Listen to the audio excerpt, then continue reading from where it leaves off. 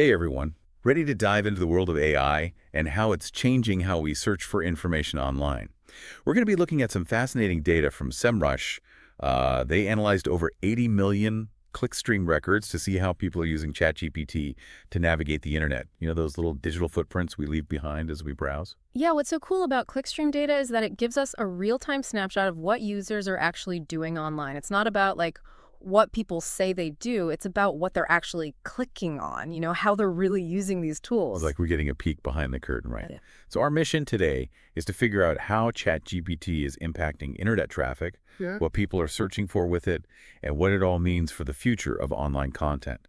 And get this, ChatGPT is sending traffic to more and more websites every single day. Back in July 2024, it was sending visitors to less than 10,000 different domains, but by November, that number just exploded to over 30,000. And there's this interesting spike in traffic from ChatGPT in August 2024, which is actually before they officially launched their integrated search feature. Wait, so people were already using ChatGPT to find their way to websites before it even had a dedicated search function? How's that even possible? It seems like users were kind of intuitively exploring ChatGPT's potential for content discovery from the very beginning. They were already using it to find information and resources beyond what traditional search engines were offering. That's pretty mind-blowing. You know, when I think about how I personally use ChatGPT, it's often for things like creative brainstorming or to get help with a specific task.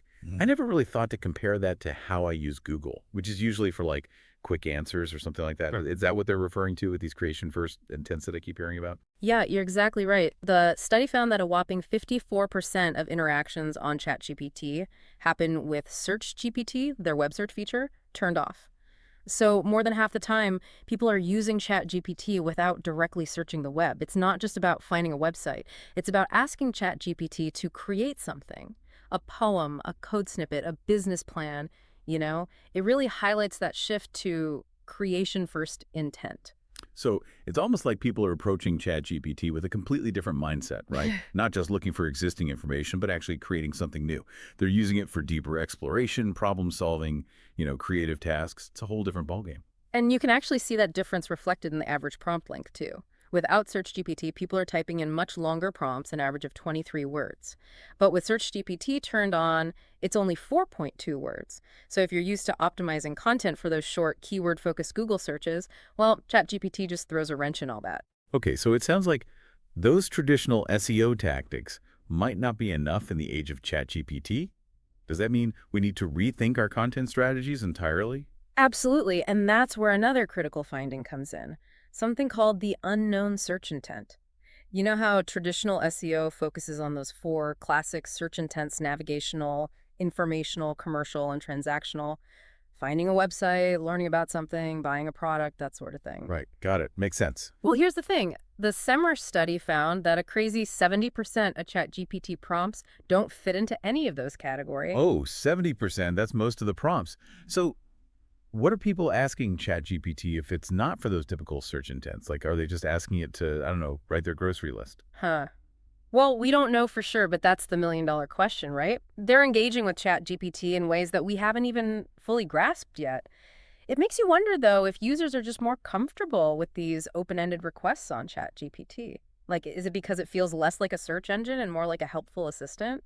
I think you're onto something there. It's like people feel more free to experiment and explore possibilities with ChatGPT, It's not as transactional as a Google search. Exactly. And this is crucial for content creators. We need to start thinking about how our content can cater to these unknown intents. Take a look at some of the prompts ChatGPT suggests right on its homepage. Create an image, make a plan, surprise me, summarize this text, get advice, help me write, brainstorm, and analyze images. What stands out to you about these? Well, they're not just about finding information, are they? It's more about doing something with it, creating something new, exploring different perspectives, getting help with a specific task. It's a fundamental shift from like passive consumption to active creation and problem solving. Exactly. You're picking up on it quickly. And this is what experts like Chris Long and Michael King are really emphasizing. Chris Long, he's the VP of marketing at Insiv Interactive, highlights that we need to understand what actually triggers ChatGPT search. And he points out that, for example, listicle articles are performing really well for brand mentions. Okay, so if I'm following you correctly, We need to start focusing so much on driving traffic directly to our website and start thinking more about how our content can be part of the larger conversation happening within ChatGPT. You got it. It's a totally different way of thinking about SEO. Michael King, the founder and managing director at iPullRank, said it best when he called this new approach conversational search. He says it's more about branding than just driving direct traffic. We need to adapt our strategies to fit this new model. So, how do you think this shift might impact your own content creation? Well, it's definitely making me rethink a few things. I need to figure out how my content can support those creation first intents. Yeah. How can I empower my audience to actually do something with the information I'm providing? You're on the right track. And to understand this even better, we have to look at what types of websites are benefiting the most from ChatGPT traffic. Turns out certain websites are seeing a much larger influx of visitors from ChatGPT than from Google or Bing. Ready to dive into the data? Absolutely. Hit me with it. Which websites are we talking about? Well, the study found that tech and AI-related sites are getting a huge boost from ChatGPT traffic. For example, domains associated with OpenAI, the company behind ChatGPT, are getting almost 14 times more traffic from ChatGPT than from Google. Okay, well, that makes sense, right? If you're already interested in AI and using ChatGPT, you're probably more likely to visit those related websites for even more information. Right, but here's a trend that might surprise you. Academic and educational sites are receiving significantly more traffic from ChatGPT than from Bing. Really? So students and researchers are turning to ChatGPT to find their way to academic resources. It seems so. Think big publishers like Springer, MDPI, Oxford University Press, plus research institutions like the World Health Organization and the World Bank. They're all seeing more traffic from ChatGPT than from Bing. Now, think about how this connects back to those unknown search intents. Perhaps people are using ChatGPT to help them research a paper, analyze some data, or maybe even generate ideas for their thesis. It's a whole new approach to academic work. That's fascinating. I'm starting to see how these pieces all fit together. Yeah. ChatGPT isn't just replacing Google, it's creating a whole new ecosystem of content discovery and creation. Exactly. And this ecosystem is growing rapidly. To get a better idea of its impact, let's dive into the top industries receiving traffic from ChatGPT. The study analyzed the 10,000 most visited domains after ChatGPT interactions and grouped them by industry. And guess what? Online services are dominating the scene with almost 10 million unique sessions. 10 million. That's huge. What kind of online services are we talking about? Think about platforms that offer tools, resources, and support for, well, all sorts of tasks and interests. Project management software, creative writing tools, online learning platforms, the list goes on. It seems like people are using ChatGPT to find these online services that can help them achieve their goals, which again points to those creation-first intents. So it's almost like ChatGPT is becoming the central hub for productivity and creativity. You could say that. And right behind online services, education and distance learning come in strong, with over 9 million sessions combined. This really confirms what we saw earlier about the increased traffic to those academic and educational websites. Students and lifelong learners are clearly embracing ChatGPT as a powerful tool. Okay, so education is huge. What other industries are seeing a lot of traffic from ChatGPT? Information technology and software development are also getting a lot of attention, with 7.8 million sessions between them. And this makes sense given the rise of AI and the growing demand for tech skills, right? Yeah, I can totally see that. People are probably using ChatGPT to find resources and tutorials for their coding projects, or maybe even just to troubleshoot technical issues. Exactly.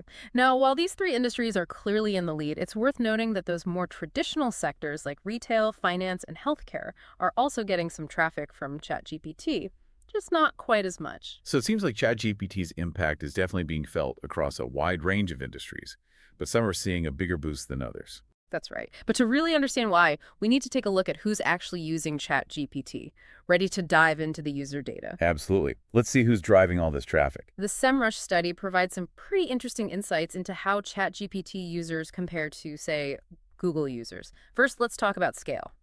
In December 2024, Google reached a massive 6.5 billion unique visitors worldwide. Wow, that's an incredible number. Google is still the reigning champion of search, it seems. Yeah, Google definitely still dominates in terms of overall reach, but ChatGPT is no slouch either. In that same month, it attracted 566 million unique visitors. Okay, so while Google is still the king, 566 million is still a lot of users, especially considering ChatGPT is relatively new to this scene. Exactly. And what's really interesting is the difference in demographics. ChatGPT users tend to skew a bit younger and more male compared to Google. Ah, so we're talking about a younger, more tech-savvy audience that's gravitating towards ChatGPT. Is that why we're seeing all this traffic to those education and technology websites, I wonder? It's a definite possibility.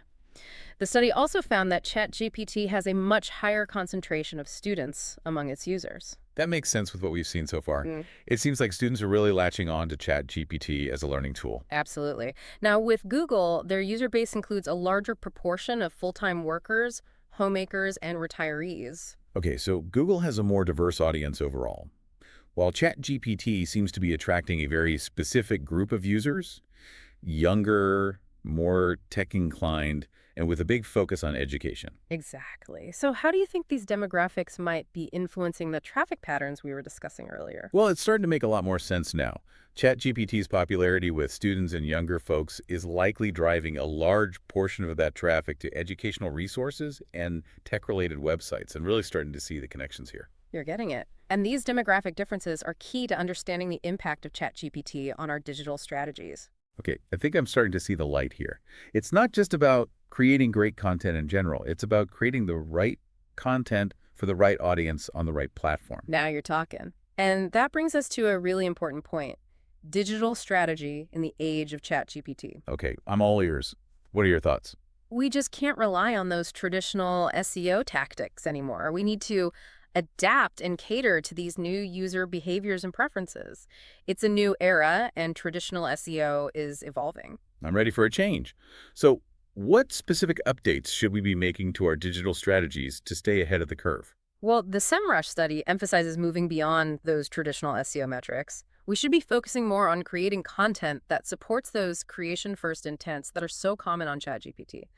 Remember, it's not just about providing information, it's about empowering users to actually do something with it. So instead of just explaining a concept, we should be giving users the tools and resources they need to apply it to their own lives. You got it. Think of it this way. ChatGPT isn't just a search engine. It's a language model that can understand and respond to complex prompts. So our content needs to be informative, engaging, and written in a way that kind of anticipates what questions and prompts users might have. Okay, so we need to be more conversational in our approach. Right. We need to anticipate how users will interact with our content within the ChatGPT context. Exactly. It's a new way of thinking about content creation and SEO. Ready to explore some strategies for making this happen? That's absolutely. Bring it on. Welcome back to our deep dive into ChatGPT and how it's shaking up the digital world.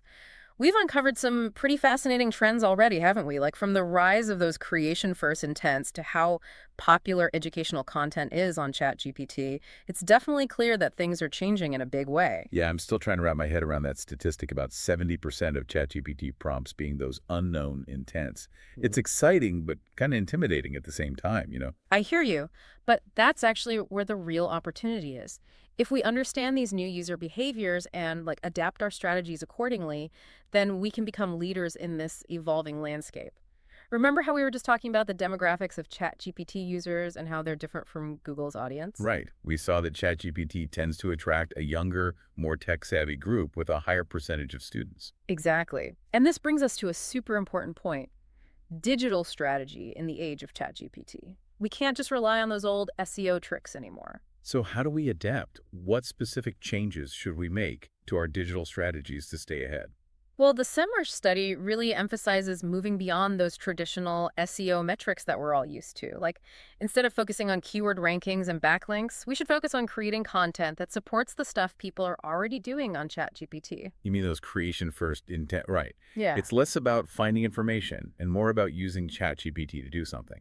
Exactly. The study even quotes Crystal Carter, the head of SEO communications at Wix Studio, and she really emphasizes this shift. She talks about how important retrievability is in this new landscape. Retrievability.